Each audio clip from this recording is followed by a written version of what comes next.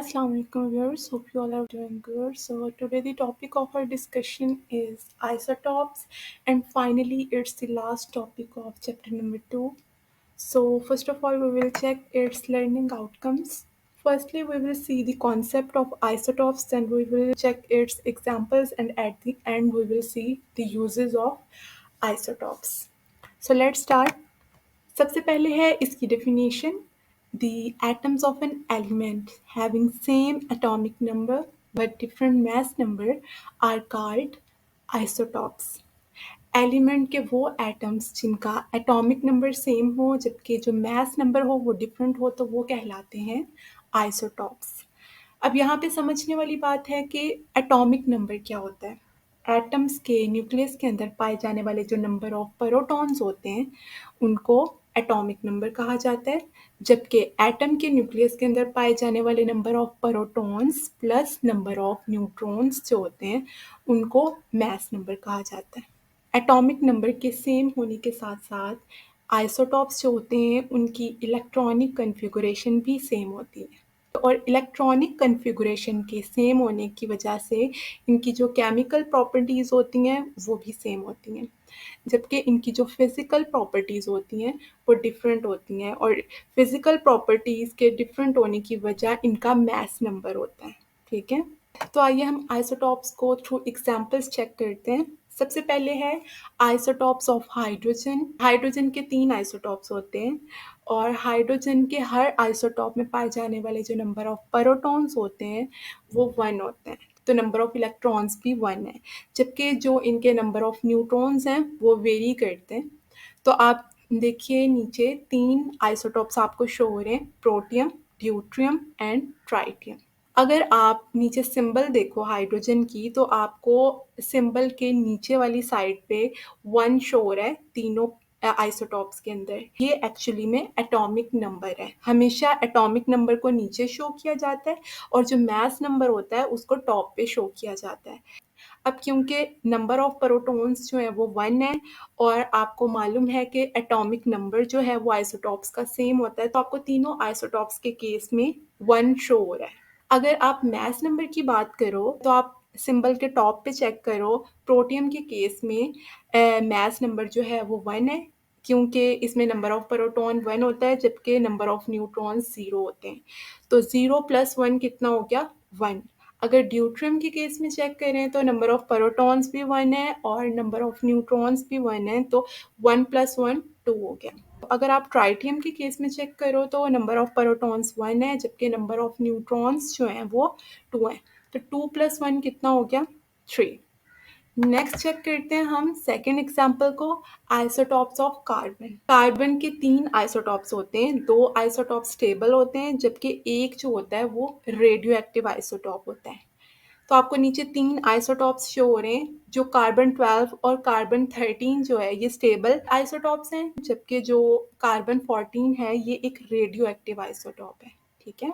अब अगर आप यहाँ पे इनके मास नंबर और एटॉमिक नंबर की बात करो तो आपको एटॉमिक नंबर सबका सेम दिखाई दे रहा है, मतलब नंबर ऑफ प्रोटॉन सब में 6 हैं। अगर आप मास नंबर की बात करते हो तो ये वेरी करता है। कार्बन 12 में न्यूट्रॉन्स की तादाद 6 है और प्रोटॉन्स की भी 6 है, तो 6 + 6 12 हो गए। और अगर आप कार्बन 13 की बात करो तो नंबर ऑफ न्यूट्रॉन 7 है और नंबर ऑफ प्रोटॉन 6, तो 7 + 6 कितने हो गए 13। अगर आप थर्ड आइसोटॉप की बात करते हो, न्यूट्रॉन्स जो हैं वो 8 हैं और नंबर ऑफ प्रोटॉन्स जो हैं वो 6 हैं, तो 8 + 6 हो गए 14। इसी तरह आपकी टेक्स्ट बुक में 2 और एग्जांपल्स भी दी हुई हैं, वो मैंने यहाँ पे मेंशन नहीं की। एक क्लोरीन है, क्लोरीन के 2 आइसोटॉप्स पाए जाते हैं, एक क्लोरीन 35 और एक है क्लोरीन 37। इसी तरह अगर आप यूरेनियम की बात करते हैं तो यूरेनियम के 3 आइसोटॉप्स होते हैं, एक यूरेनियम 234, एक है यूरेनियम 235 और एक है यूरेनियम 238। जो यूरेनियम 238 है वो नेचर में ऑलमोस्ट 99% मौजूद होता है। अब हम बात करते हैं आइसोटॉप्स के यूजेस के हवाले से।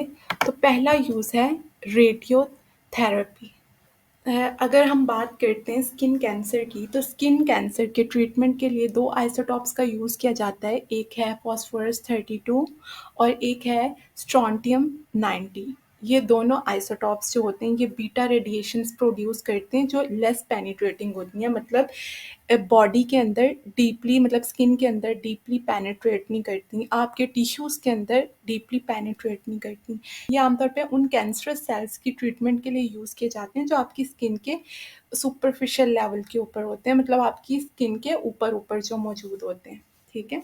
इन आइसोटॉप्स को आप in the form of paste भी यूज़ कर सकते हो। उससे क्या होगा, जो रेडिएशंस होंगी वो बिल्कुल टारगेटेड एरिया पे इफ़ेक्ट प्रोड्यूस करेंगी। आमतौर पे ये जो आइसोटॉप्स होते हैं उन पेशेंट्स की ट्रीटमेंट के लिए यूज़ किए जाते हैं जहाँ पे हैवी ट्रीटमेंट यूज़ नहीं हो सकता, जैसे सर्जरी वगैरह। नेक्स्ट है कैंसर के ट्रीटमेंट के लिए जो आइसोटॉप यूज़ होता है वो होता है कोबाल्ट। ये आइसोटोप जो होता है ये highly penetrating gamma radiation emit करता है। ये बॉडी के उन सेल्स की ट्रीटमेंट के लिए यूज़ होता है या उन कैंसरस सेल्स को डिस्ट्रॉय करने के लिए यूज़ होता है जो बॉडी के अंदर होते हैं, जैसे ब्रेन के अंदर अगर कोई कैंसरस सेल मौजूद है या आपके लंग्स के अंदर है, बॉडी का जो इंटरनल पार्ट होता है जहाँ पे बीटा रेडिएशंस नहीं पहुँच पाती।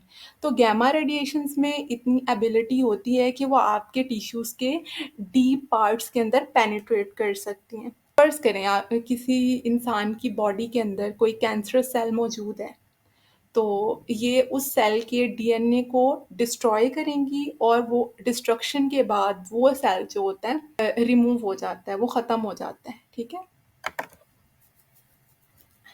अच्छा, नेक्स्ट पॉइंट है tracer for diagnosis and medicine. कुछ रेडियो एक्टिव आइसोटॉप्स ऐसे होते हैं जिनको in the form of tracers medicine में यूज़ किया जाता है ताकि इंसान के जिस्म के अंदर बनने वाले जो कैंसरस सेल्स होते हैं या कोई ट्यूमर वगैरह होता है उसको डायग्नोज किया जा सके। इसके लिए एक आइसोटॉप तो है आयोडीन 131।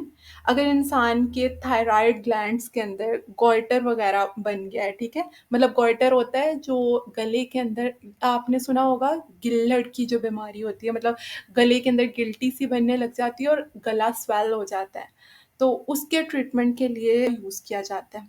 इसी तरह एक और आइसोटॉप होता है टेक्नीशियम 99। आप इसको टेक्नीटियम बोलो या टेक्नीशियम जो भी बोलो, अगर किसी बोन की एबनॉर्मल ग्रोथ हो रही है तो उसको मॉनिटर करने के लिए इस आइसोटॉप का यूज़ किया जाता है। नेक्स्ट यूज़ है आर्चियोलॉजिकल एंड जियोलॉजिकल यूज़। कुछ रेडियो एक्टिव आइसोटॉप्स ऐसे भी होते हैं जिनको जो फॉसिल्स होते हैं की एज का अंदाज़ा लगाने के लिए यूज़ किया जाता है, जैसे कि कोई डेड प्लांट हो गया या कोई डेड एनिमल हो गया या कोई पुराने पत्थर हो गए, स्टोन्स वगैरह होते हैं, उनकी एज का अगर अंदाज़ा लगाना हो तो उसके लिए कार्बन 14 का यूज़ किया जाता है। तो इस प्रोसेस की अकॉम्प्लिशमेंट के लिए एक टर्म यूज़ होती है रेडियो एक्टिव आइसोटॉप डेटिंग। किसी भी पुरानी ऑब्जेक्ट की अगर एज का अंदाज़ा लगाना हो या उसकी एज को डिटरमिन करना हो तो रेडियो एक्टिव आइसोटॉप्स की हाफ लाइफ पे डिपेंड किया जाता है। तो इस प्रोसेस को क्या कहा जाता है, रेडियो एक्टिव आइसोटॉप डेटिंग।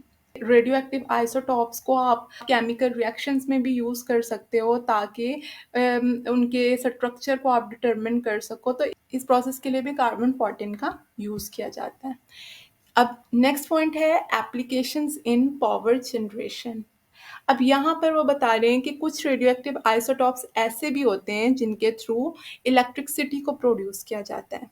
इसके लिए आप देखिए, आपको एक नीचे रिएक्शन नज़र आ रहा है, जैसे कि एक आइसोटॉप है यूरेनियम का 235। अगर इसकी बम्बार्डमेंट एक स्लो मूविंग न्यूट्रॉन पे करवाई जाए तो उसके नतीजे में न्यूक्लियर फिशन रिएक्शन प्रोड्यूस होगा, ठीक है? अब न्यूक्लियर फिशन रिएक्शन के नतीजे में क्या होता है, आइसोटॉप की ब्रेकडाउन होगी। यूरेनियम 235 की ब्रेकडाउन के नतीजे में बेरियम 139, क्रिप्टॉन 94, 3 न्यूट्रॉन्स और large amount of energy emit हुई। अब इस प्रोसेस के नतीजे में जो high amount of energy release होती है, उस एनर्जी को बॉयलर्स के अंदर यूज़ किया जाता है ताकि वाटर को स्टीम में कन्वर्ट किया जा सके। अब वो स्टीम जो होती है वो टरबाइन्स के थ्रू इलेक्ट्रिसिटी को जनरेट करती है। तो आज के लिए इतना ही था। होप सो आपको समझ आई होगी, आपको वीडियो पसंद आई होगी। अल्लाह हाफ़िज़।